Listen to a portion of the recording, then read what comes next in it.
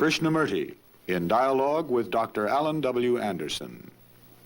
J. Krishnamurti was born in South India and educated in England. For the past 40 years, he has been speaking in the United States, Europe, India, Australia, and other parts of the world. From the outset of his life's work, he repudiated all connections with organized religions and ideologies and said that his only concern was to set men absolutely, unconditionally free. He is the author of many books, among them The Awakening of Intelligence, The Urgency of Change, Freedom from the Known, and The Flight of the Eagle. This is one of a series of dialogues between Krishnamurti and Dr. Alan W. Anderson, who is professor of religious studies at San Diego State University, where he teaches Indian and Chinese scriptures and the oracular tradition. Dr. Anderson, a published poet, received his degree from Columbia University and the Union Theological Seminary. He has been honored with a Distinguished Teaching Award from the California State Universities.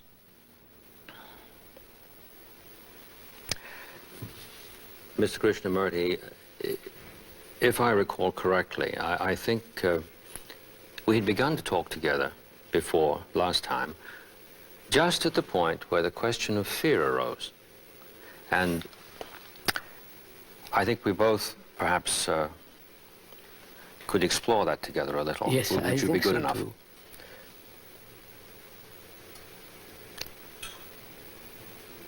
I wonder how we can approach this problem. Because this is a common problem in the world. Everyone, or can say almost everyone, is frightened of something. Or it may be the fear of death, fear of loneliness, fear of not being loved, fear of not becoming famous, successful, or also fear of not having physical security, and the fear of not having psychological security. There are so many multiple forms of fears. Now, to go into this problem really very deeply, can the mind, and in which includes the brain, be really fundamentally be free of fear? Because fear, as I have observed, is a dreadful thing. Oh, yes. It darkens the world, it destroys everything. And I don't think we can discuss fear, which is one of the principles in life, without also discussing or going into the pursuit of pleasure. Mm-hmm. The two are the sides, two sides of the same coin.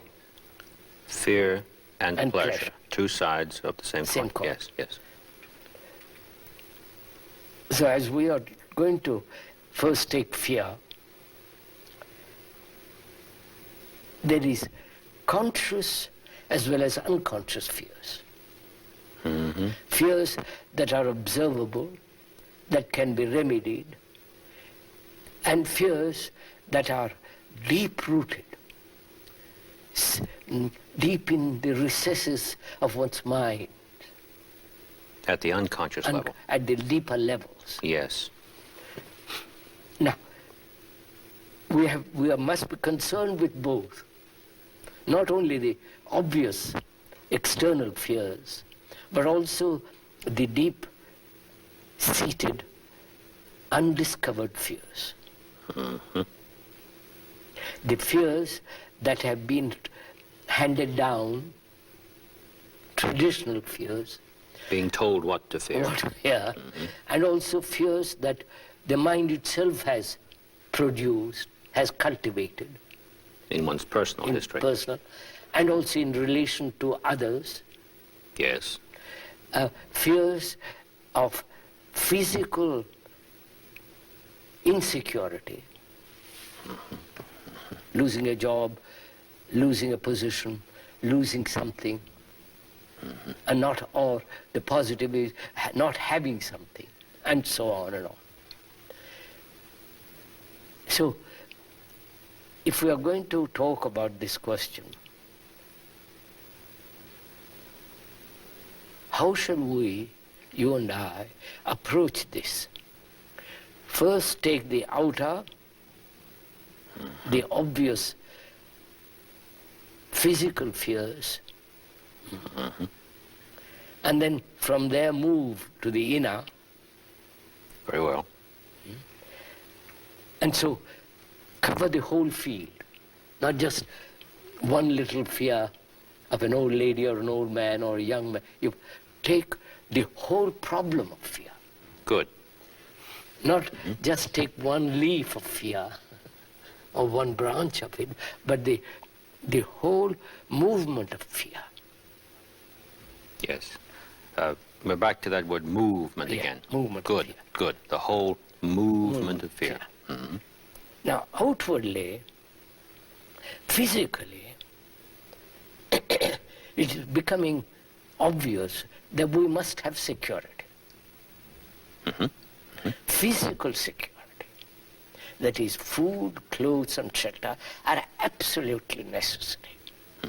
Not only for the Americans, for the whole humanity. Yes, of course. And it's no good saying we are secure and to help with the rest of the world. The world is you, Yes. and you are the world.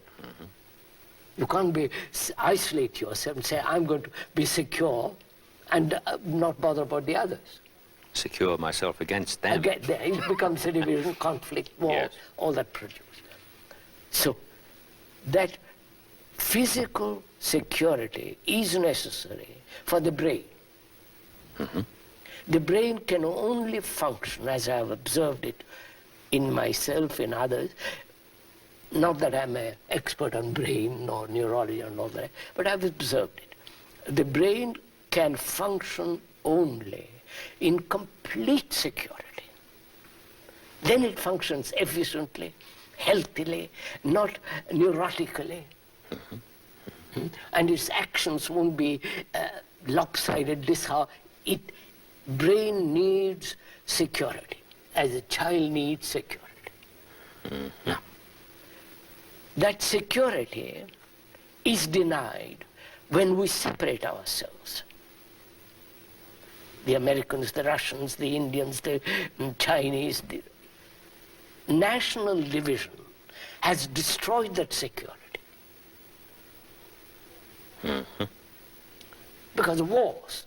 Yes, that is a physical barrier. Physical fact. Yes, yes. Oh, yeah. And yet we don't see that. Sovereign governments with their armies, with their navies and all the rest of it, is destroying security. In the name of In the name of whatever. providing it. Yeah. Yes. So, you see, what we're trying to get at is how stupid the mind is. It wants security, and it must have security. And yet it's doing everything to destroy that security.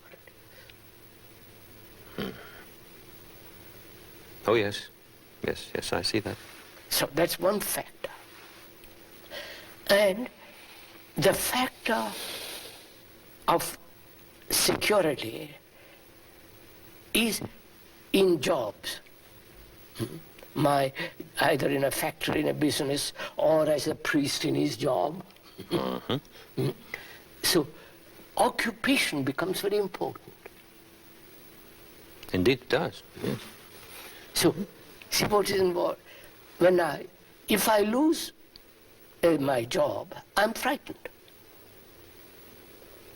And that job depends on the environment, on the production, business, factory, all that commercialism, consumerism, and therefore competition with other countries. France isolating itself because it wants to, which is happening. Yes. So, we need physical security, and we are doing everything to destroy it. If we all of us said, look, let's all get together, not with plans, not my plan, your plan, or the communist plan, or the Mao plan. Let's, as human beings, sit together and solve this problem. They could do it. Science has the means of feeding people. But they won't, because they are conditioned to function so as to destroy security which they are seeking. So that's one of the major factors in physical security. Then there is the fear of physical pain.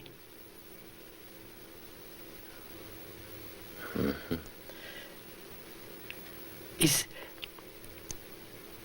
physical pain in the sense one has had pain, let's say last week.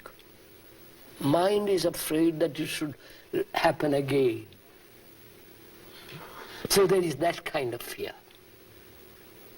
It's very interesting with respect to the phenomenon of physical pain. Physical pain. Because what is remembered is not the neurological reaction, but the emotion that attends Yes. what occurred. That's it.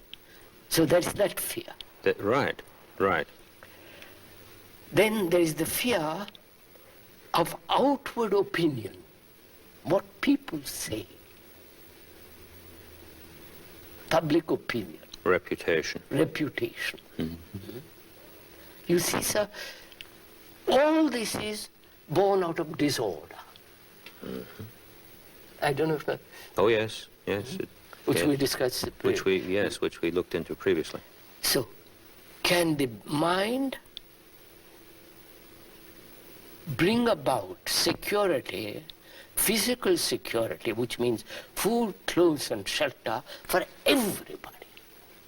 Not as a communist, as a capitalist, as a socialist, or as a Mao, but meet together as human beings to resolve this problem. It can be done, but nobody wants to do it because they don't feel responsible for this.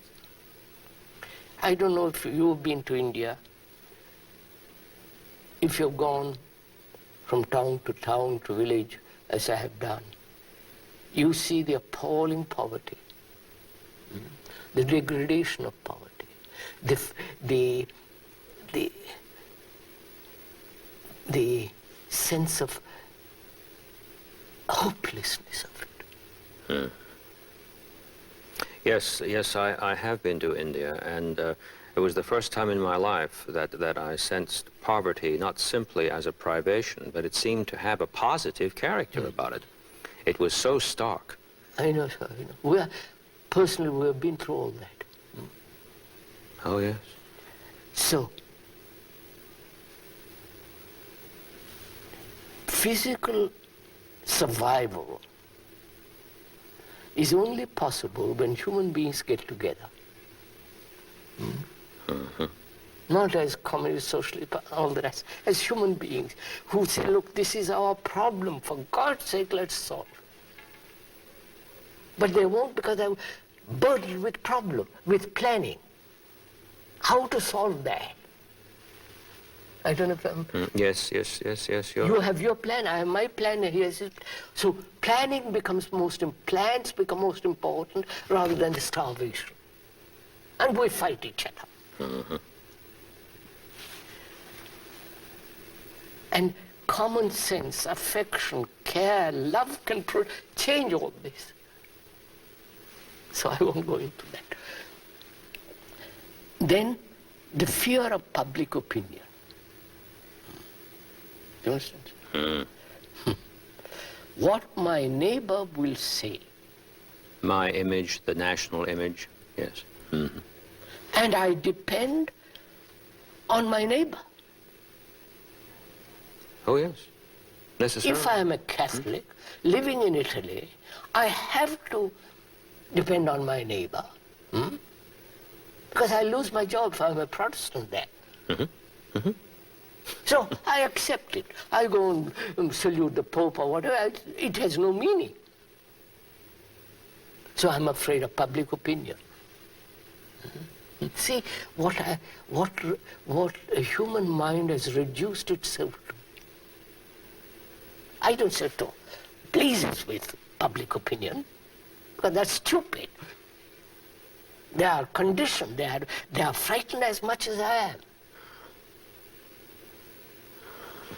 So there is that fear. And there is the fear, physical fear of death, which is an immense fear.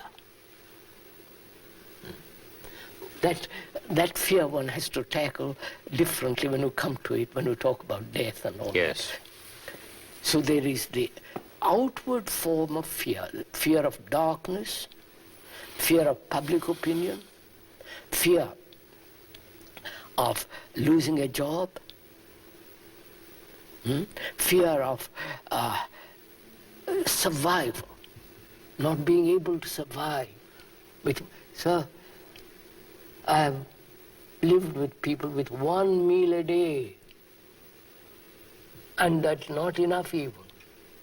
I walked behind a woman with a girl, and the girl said in India, "Mother, I'm hungry."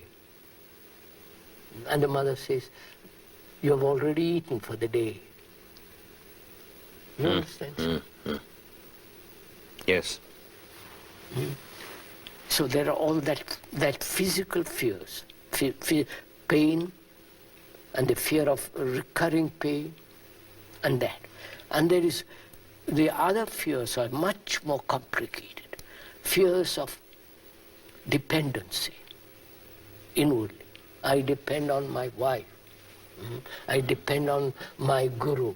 I depend on the priest. I depend on the so many dependents. And I'm afraid to lose them, to be left alone. To be rejected. To be rejected. If that woman turns away from me, I'm lost. I get angry, brutal, violent, jealous, because I've depended on her. So dependency is one of the factors of fear. And inwardly, I'm afraid. I'm afraid of loneliness. The other day I saw on the television a woman saying, "The only fear I have in life is my loneliness."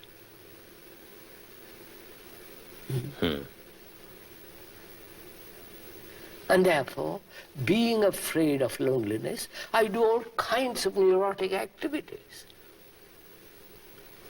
Being lonely, I attach myself to you, or to a belief, or to a savior, to a guru, and I protect the guru, the savior, the belief, and that soon becomes neurotic. I fill up the hole with this new with image. this rubbish. Yes. There is that fear.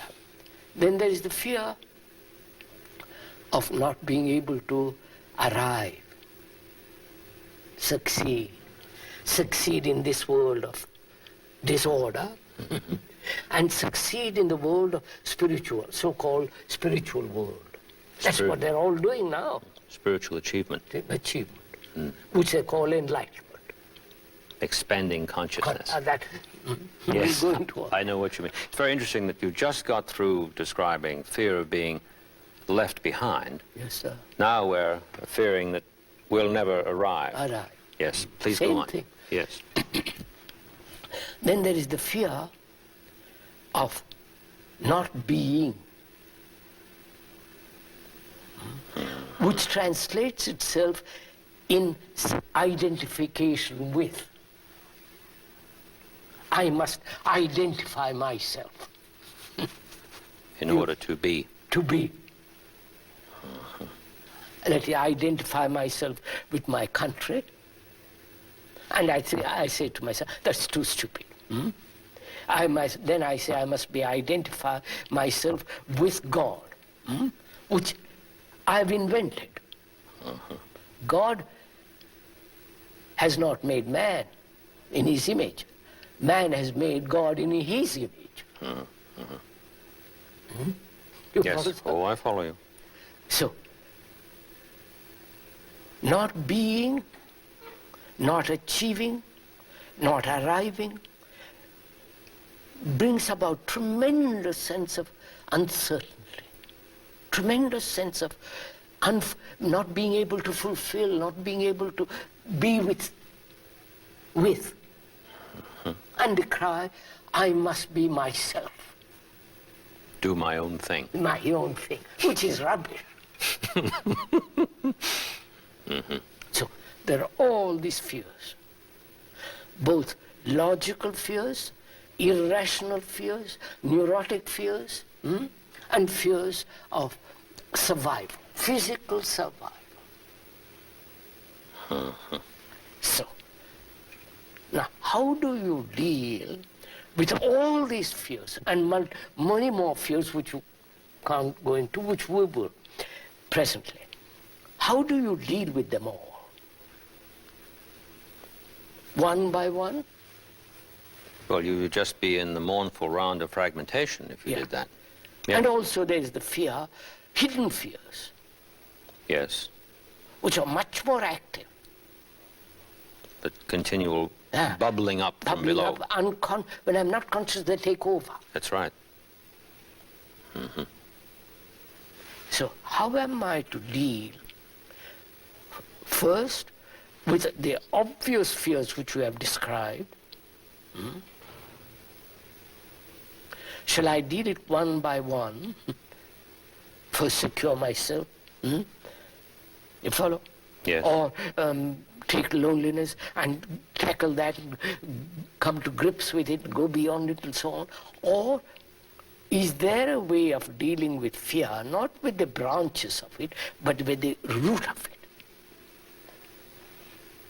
Because if I take each leaf, each branch, it'll take all my lifetime. And if I begin to analyze my fears, then that very analysis becomes a paralysis. And then I even fear that I might not have analyzed correctly. Correctly. And I'm caught over and over again. So how shall I deal with this problem as a whole, not just parts of it, fragments of it? Isn't there a hint about how it might be dealt with? Of course, when I say hint here, I mean terribly, terribly slight. I don't think I would call it a pointer. But fear, no matter how many varieties one imagines he knows, fear does have a common taste, you might say. Yes. There is something there. That, yes, sir, but what shall I do with it? Oh, yes, of course, I quite understand.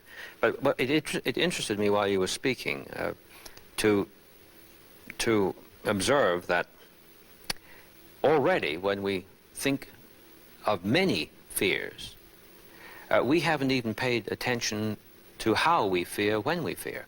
Yes. I was interested to have that flash because it seems to be altogether consonant with what you're talking about. And I said to myself, now, in our conversations, we've been pointing to movement. The movement of fear is one. Yes, a tremendous one.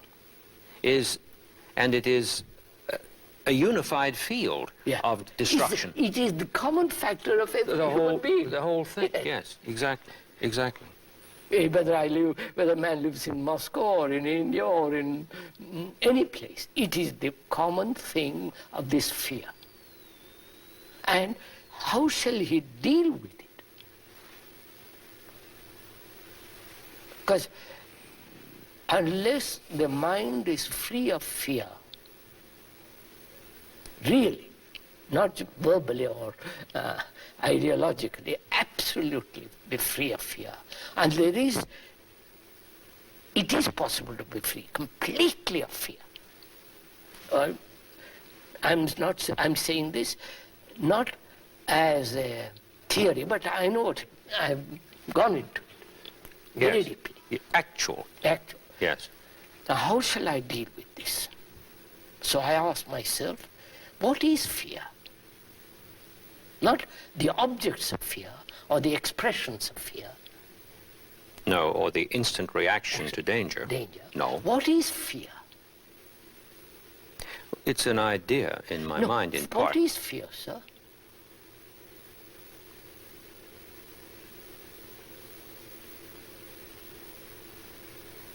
If we have said it's an abiding... No, what? No. Behind the words, behind the description, the explanations, the way out and the way in and all the rest of it, what is fear? How does it come? If I followed you through our conversations up until now, I'd be inclined to say that it is another expression of the observer's disordered relation to the What observer. does that mean? What is the what you say? Look, the problem is this. I'm only making the problem clearer so that we can Yes, yes, yes. Man has tried to lop off or prune one fear after the other. Through analysis, through escape, through identifying himself with something which is called courage, or saying, well, I don't care, I rationalize my fears and remain in a state of rationalized, intellectual, verbal explanation, but the thing is boiling. So what shall I do? What is fear? Unless I find this out, not because you tell me, unless I find it out for myself, as I find for myself that I am hungry. Nobody has to tell me I'm hungry. I have to find this out. Yes, now there's a difference here in terms of what you have just said. And in so saying, pointing to something. And my earlier reply, when you asked me what is fear, I did the usual academic thing. If I have followed you up until now, then it seems clear that. Whereas, let's forget about the following. That's Let's right, zero in on it right now, and then I must say, not I might say, but I must say that I can't tell anybody else what fear is with respect to what it is I am going to discover in me as such. And all my continual descriptions about it are simply a deflection from my immediate issue, which is here. Yes. Yes. So, I am not escaping. No. I am not rationalizing. I am not analyzing. Because analysis is real paralysis. Yes, indeed. When you're confronted with a problem like this, merely spinning on, analyzing, and the fear of not being able to analyze perfectly, and therefore go to a professional who needs also an analysis. So I'm caught. So I will not analyze, because I see the absurdity. You follow, sir? Yes, I do. I won't run. No backing off. Backing no off. flight. No explanations, no rationalization, no analysis. I'm faced with this thing. And what is fear? Wait. Leave that. Yes. For them. Then there are the unconscious fears, Yes. of which I don't know. They express themselves occasionally when I'm alert. When I see this thing coming out of me. When I'm alert. Alert. When I'm watching. Or when I'm not, when I'm looking at something, this comes up. Uninvited. Now, it is important for the mind to be completely free of fear. It's essential, as food is essential. It's essential for the mind to be free of fear. So, I see outwardly what we've discussed. Now I say, what is this? What are the hidden fears? Can I consciously invite them come to the surface? You follow? Yes, I do. Or the unconscious cannot, conscious cannot touch that. You follow me? Yes, I do. Yes. Conscious can only deal with the things it knows. But it cannot observe the thing it doesn't know. Or have access to. So, what am I to do? Dreams? Dreams are merely a continuation of what I've lived during the day. They continue in a different form and so on. We won't go into that for the moment. So how is all that to be awakened and exposed?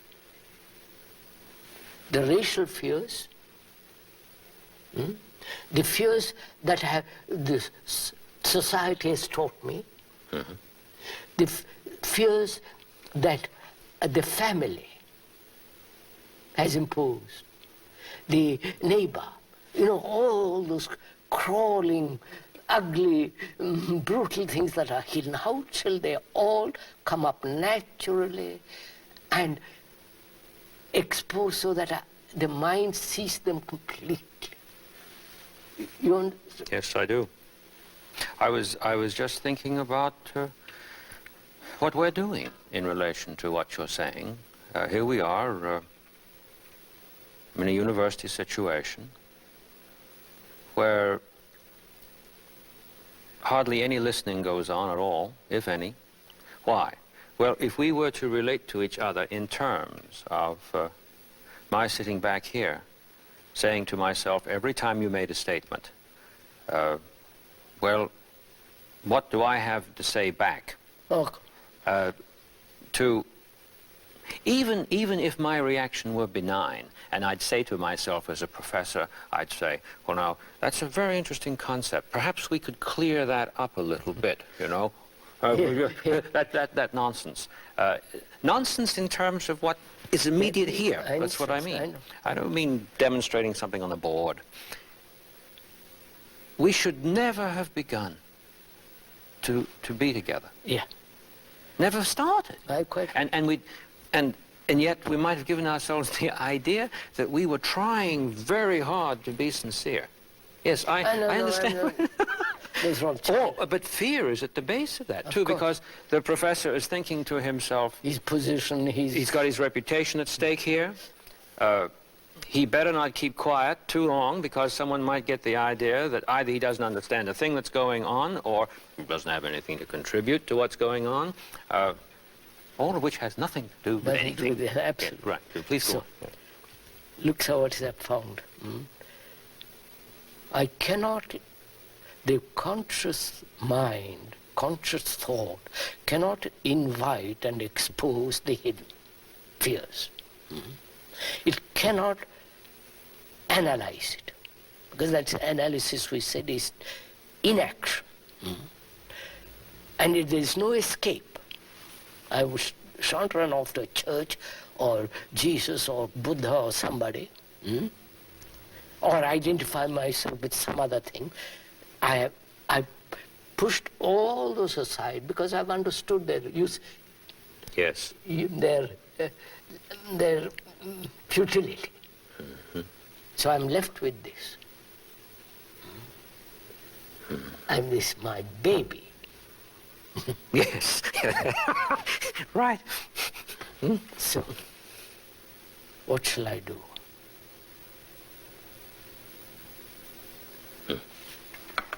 Some action has to take place. Yes, indeed. I can't just say, well, I've pushed all that aside. I've just said, now just see what happens, sir.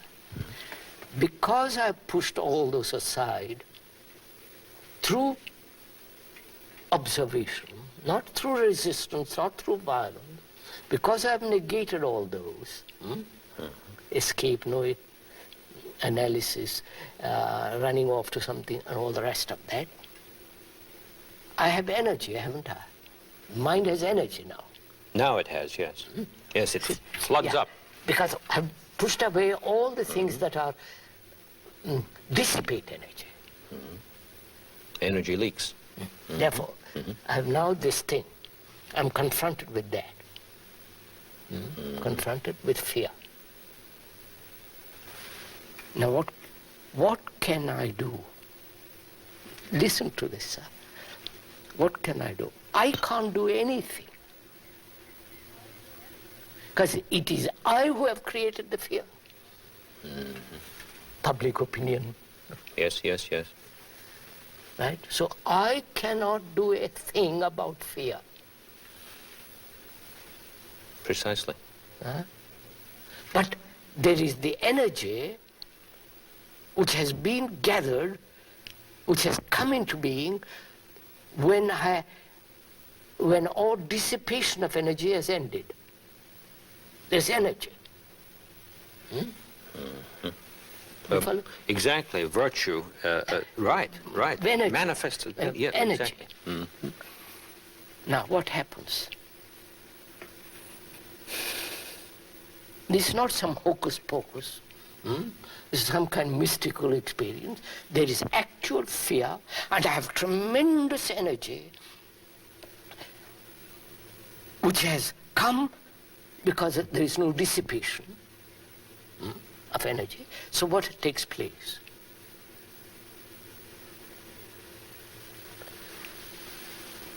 So wait. Oh, I'm waiting. Wait. I was So just, what there takes was something place? going through my mind. Yeah. What takes place? So I say, what has created fear? What has brought it about?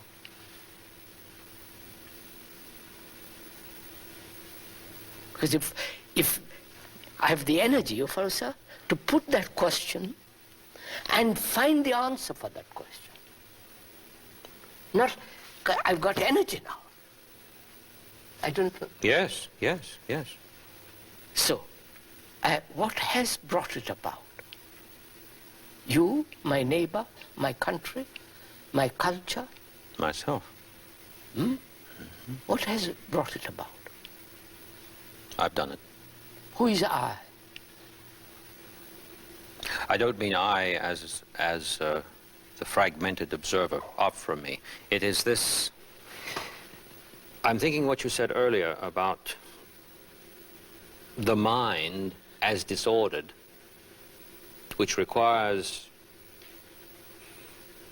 to empty itself of the disorder, doesn't require another mind to do it. No, Yes. I'm asking, what has brought this fear into me? Into my consciousness?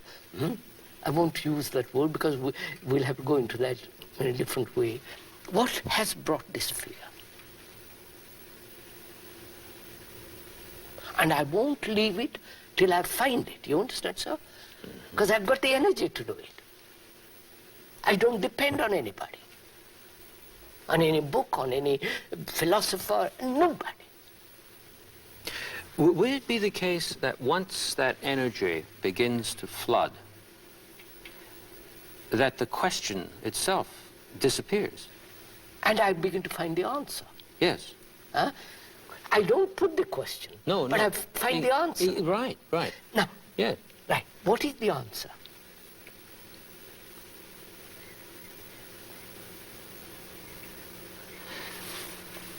The answer couldn't be Academic. academic, a description, or something. Those are- A change has occurred What is the in the being. What is the answer to this fact of fear, which has been sustained, which has been nourished, which has carried on from generation to generation? So I must.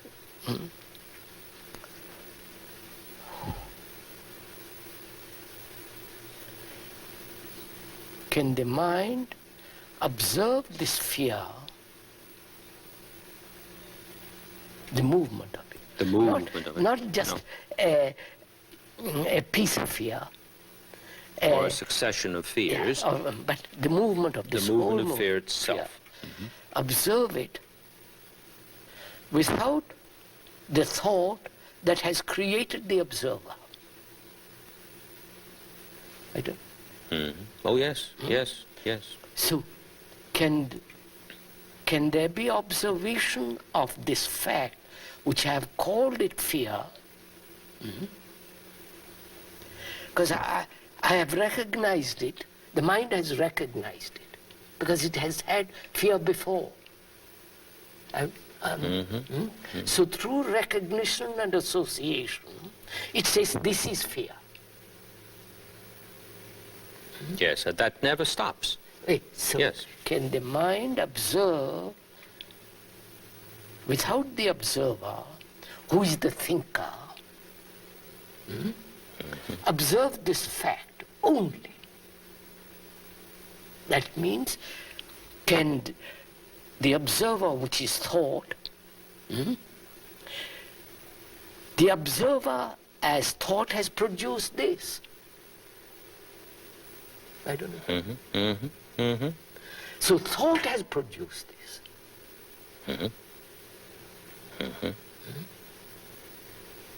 Right? I'm afraid of my neighbor, what he says, because I want to be respectable. That is the product of thought. I've divided, thought has divided the world into America, Russia, India, and China, and all the rest of it. And that destroys security. That's the result of thought. I am lonely, and therefore I act neurotically, which is also the fact of thought. So I see very clearly that thought is responsible for that.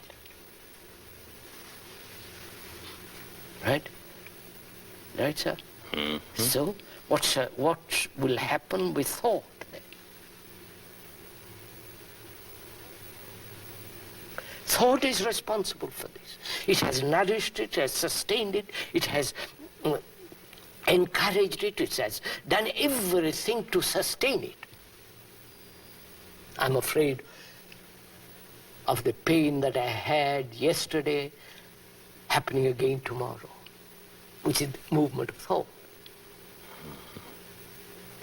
So, can thought, which can only function within the field of knowledge, that's its ground. Yes. And fear is something new each time. Fear isn't old. No. It is made old Yes. when I recognize it. Yep. Yes. Yes. But when the process of recognition, which is the association of words and so on, can the mind observe that without the interference of thought? If it does, fear is not. Right.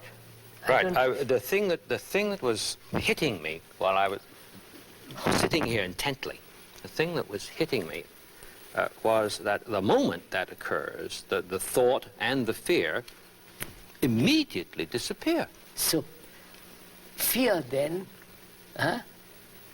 can be put away completely.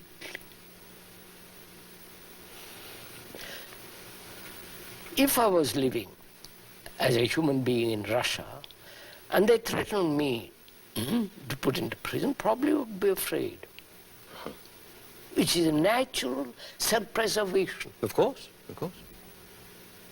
That's a natural fear, like a bus coming rushing towards you. You step aside.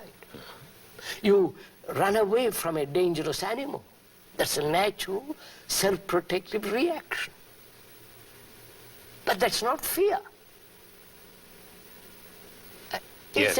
It's a response of intelligence operating. Say, for God's sake, move away from the rushing bus. But the other factors are factors of thought. Exactly. Good. So, can thought understand itself and know its place and not project itself?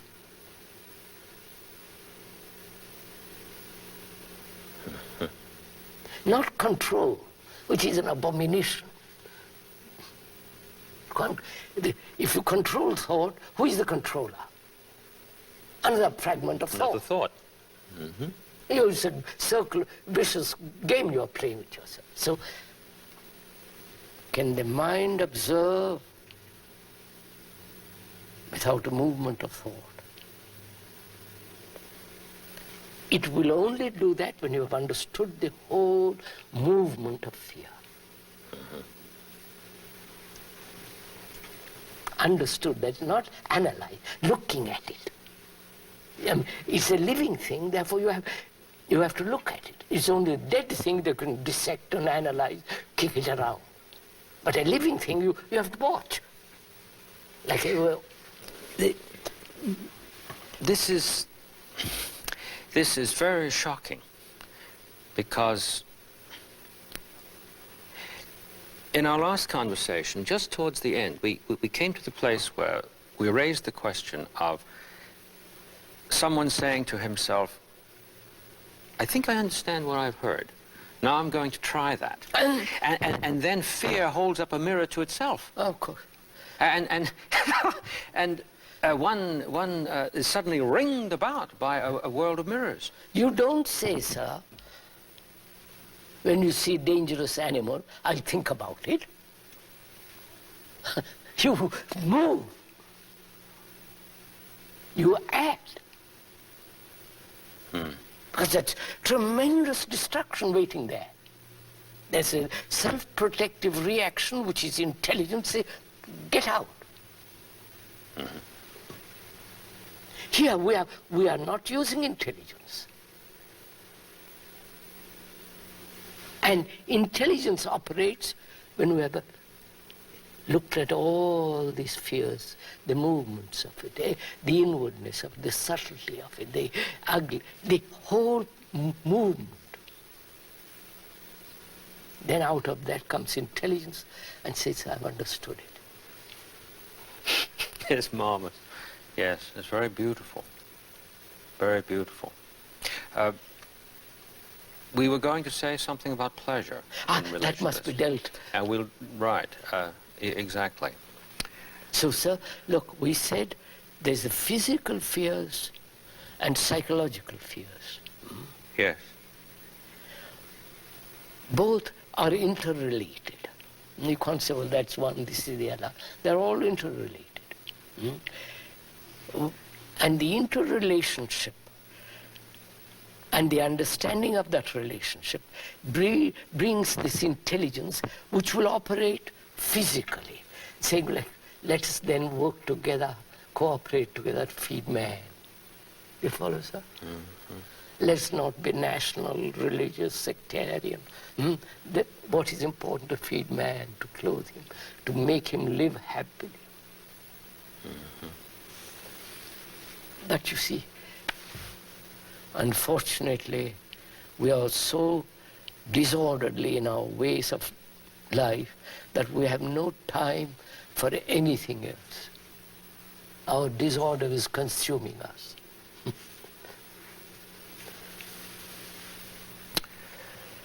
It's interesting in relation to tradition I don't mean to start an entirely new conversation now, but just to see what is immediately suggested among many other things that would be, but just this one. What we could say about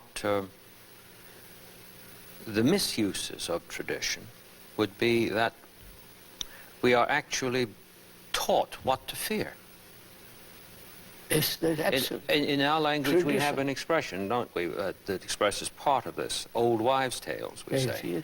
yes. An accumulation of warnings about things that are simply imaginary. Not in the creative sense of imagination, and I'm using the word creative there very loosely, very loosely, but fantasia, phantasmagoria. Gloria, yes. From the little one's earliest years, gets this stuff with the bottle. Bottle, I know. And then when we get into adolescence, we reflect on these things we've learned, and if things go wrong, we feel that perhaps it's because we haven't sufficiently grasped what we've been told. And then some young people will say at that point, I'm going to junk the whole thing, but then immediately the loneliness question arises. Yes. They can't say it is life, this is life. You can't reject one part and accept the other part. Exactly. Life means all this. Freedom, order, disorder, communication, relationship, response. It's the whole thing is living. If we don't understand, say, well, I don't want to have anything to do with it, you're not living. You're dying.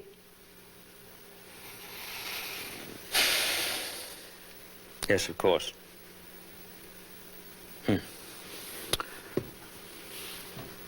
I wonder how much,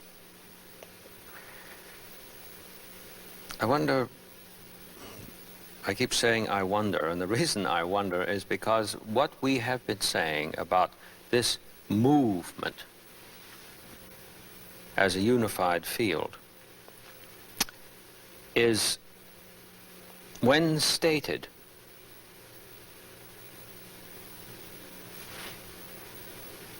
taken by thought,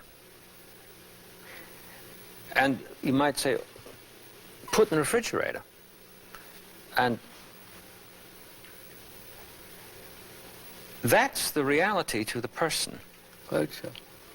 And when we want to look at it, well, it's one of the ice cubes. We break out and have a look. Don't we? That's right, sir.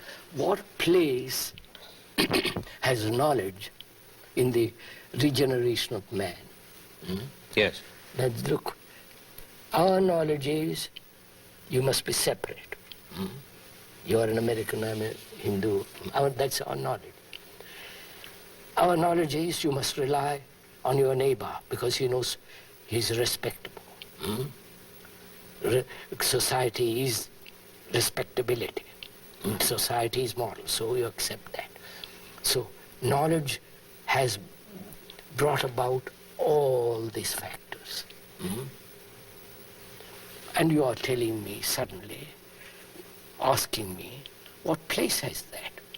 What place has tradition? What place has the accumulated knowledge of millennia? The accumulated knowledge of science, mathematics, and that is essential. But what place has knowledge which I have gathered through experience, through generations after generation of human endeavor, what place has it in the transformation of fear? None whatsoever. No, You see? clear. Because what we reached before, that upon the instant that this is grasped, the thought that was operating as a fragment and the fear vanish. And it isn't that something takes its place in succession. No, nothing takes its place. No, nothing takes its place. Nothing takes its place. It doesn't mean there is emptiness. Oh, no. But you see, So- it's so right that's there. When you why- start thinking about that as a thought, you get scared. That's why it's very important to find out or to understand what the function of knowledge and where knowledge becomes ignorance.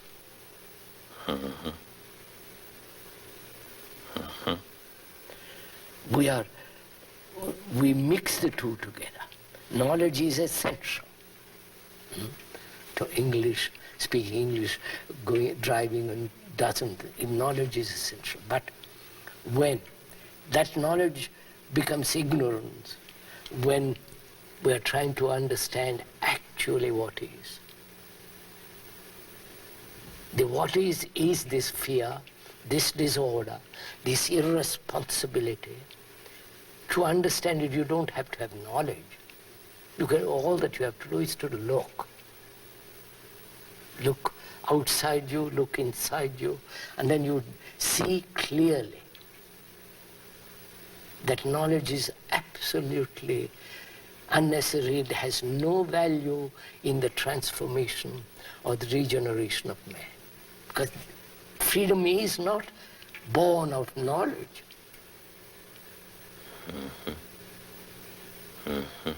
Freedom is when all the burdens are not. You don't have to search for freedom. It comes when the other is not. It isn't something in place of the horror that was there before. Yes. I think that's enough. Yes, I quite follow you. Maybe next time we could... Tomorrow we can carry on. We could carry on into this Pleasure. And so on. with pleasure, as such, the opposite side of that coin.